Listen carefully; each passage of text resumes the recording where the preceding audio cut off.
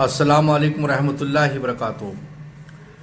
नबी करीम सल्लल्लाहु अलैहि वसल्लम का इरशाद है कि जब मेरी उम्मत दुनिया को बड़ी चीज़ समझने लगेगी तो इस्लाम की हैबत व वक़्त उसके कुलूब से निकल जाएगी, और जब अमर बिल मारूफ नहीं अनिल मुनकर को छोड़ बैठेगी तो वही की बरकत से महरूम हो जाएगी, और जब आपस में गाली गलौज इख्तियार करेगी तो अल्लाह जल्ल शानहू की निगाह से गिर जाएगी।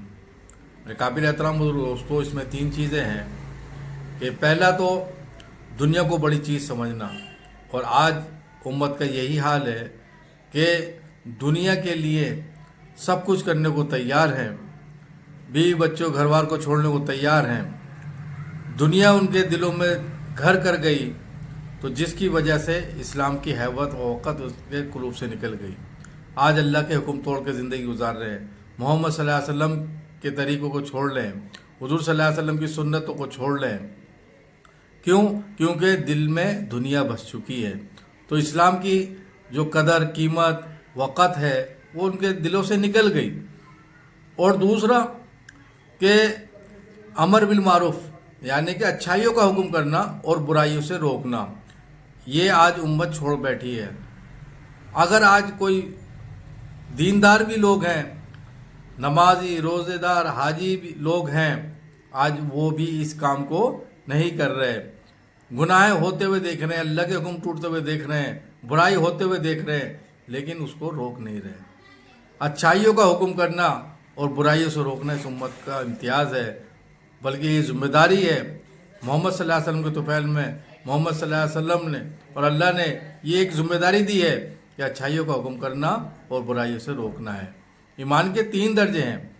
पहला दर्जा, अगर कहीं गुनाह होते हुए देखो, कोई बुराई होते हुए देखो, तो अगर कुदरत हो तो हाथ से रोक दो। अगर इतनी भी कुदरत ना हो तो ज़ुबान से उसको रोको, और अगर इतनी भी कुदरत ना हो तो दिल में उसको बुरा समझो।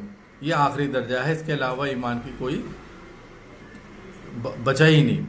ये 3 दर्जे हैं ईमान के, और आज हम खुल्लम खुल्ला गुनाहों को होते हुए देख रहे हैं, न रोक रहे हाथ से, न जुबान से रोक रहे, और न दिल में बुरा समझ रहे। आज आदमी के घर में कोई आदमी बच्चे उसके अल्लाह का हुक्म तोड़कर नबी की सुन्नतों को छोड़कर ज़िंदगी गुजार रहे हैं, लेकिन वह मुँह से भी नहीं कह रहे। जबकि यहाँ पर अगर वो बच्चे आपके हैं तो यहाँ तो उनको आपको अगर वो कोई गुनाह कर रहे हैं तो हाथ से रोकना पड़ेगा, या ज़ुबान से बात नहीं चलेगी, या दिल में बुरा नहीं समझना, बल्कि ये औलाद है तुम्हारी, इसको हाथ से रोको।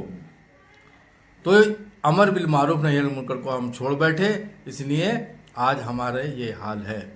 इसकी बहुत सारी वईदें भी हैं कि अच्छाइयों का हुक्म और बुराई को छोड़ दोगे तो फरमाया कि तुम दुआएं भी मांगोगे तो दुआएं कबूल नहीं होंगी, तुम अल्लाह से मदद चाहोगे तो मदद नहीं होगी।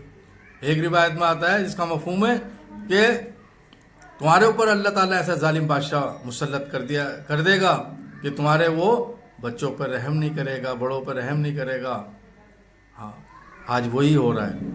तो 2 बातें। तीसरी बात इसमें हदीस में ये थी कि आपस में गाली गलौज इख्तियार कर लेगी तो अल्लाह की नज़र से गिर गई। आज हम लोग, आज दिल्ली वालों का ख़ास तौर से बहुत बुरा हाल है। हम लोग कितना गाली गलौज इख्तियार करते हैं, छोटी छोटी बातों पर बच्चे बड़े बूढ़े सब गाली पहले बकते हैं, बात में करते हैं। जब इंसान उम्मत गाली गलौज इख्तियार करेगी तो अल्लाह की नज़र से गिर जाएगी, और आज हम अल्लाह की नज़र से गिर गए हैं, जिसकी वजह से आज हमारी चारों तरफ बेइज्जती और ये ज़िल्लत की हम ज़िंदगी गुजार रहे हैं। तो अल्लाह की नज़र से गिर गए तो अल्लाह ने भी छोड़ दिया। कोई औलाद अगर नज़र में गिर जाती है, अगर मोहल्ले वाले उसको भरा बुरा कहें या उसकी पिटाई भी कर रहे होते हैं तो माँ बाप कहते हैं पिटने दे, क्योंकि माँ बाप की नज़र में वो गिर चुके। तो ऐसे ही हम अल्लाह की नज़र में गिर गए, तो आज अल्लाह ताला ने हमारे को छोड़ दिया। मेरे भाइयों, ये 3 चीज़ों पे आप ध्यान दो। गाली गलौज को ख़त्म करो, बिल्कुल भी मुंह पर नहीं लाओ।